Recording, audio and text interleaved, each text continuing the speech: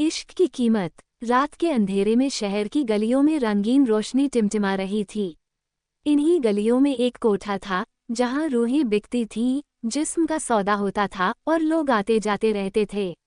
लेकिन उन्हीं लोगों में एक था अर्जुन, जो न किसी सौदे के लिए वहां आया था और न ही किसी लालच में। वो बस यूं ही भटकते हुए उस कोठे के दरवाजे तक आ पहुंचा था। पहली मुलाकात। अंदर जाने पर उसकी नज़र एक लड़की पर पड़ी। सिया, चेहरे पर हल्की मुस्कान मगर आंखों में दर्द का समंदर। अर्जुन को कुछ अजीब सा महसूस हुआ।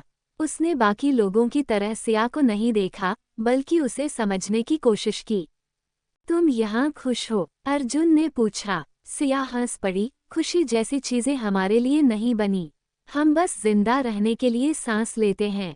उस दिन अर्जुन वहां से लौट तो आया, लेकिन सिया की बातें उसके दिल में बस गईं। इश्क का एहसास। अर्जुन अब अक्सर सिया से मिलने आने लगा। दोनों घंटों बातें करते, जिंदगी, सपने और उन अधूरे अरमानों की जो कभी पूरे नहीं हुए।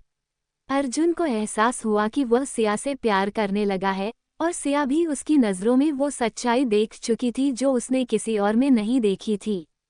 एक दिन अर्जुन ने कह दिया, सिया, मैं तुम्हें यहाँ से निकालना चाहता हूँ।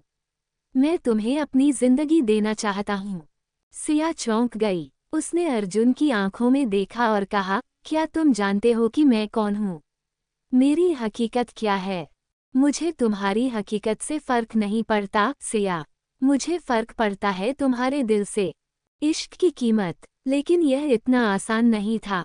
सिया कोठे की मालकिन के कर्ज तले दबी थी। उसे आज़ाद करने के लिए अर्जुन को मोटी रकम चुकानी पड़ती। उसने बिना सोचे अपनी सारी जमा पूंजी लगा दी, अपना सब कुछ बेच दिया और आखिरकार सिया को उस नरक से आज़ाद करा लिया। जब वो उसे लेकर बाहर निकला तो सिया रो पड़ी। उसने अर्जुन का हाथ थामा और कहा, तुमने मुझे आज़ादी दी है अर्जुन। अब मेरी जिंदगी तुम्हारी अमानत है।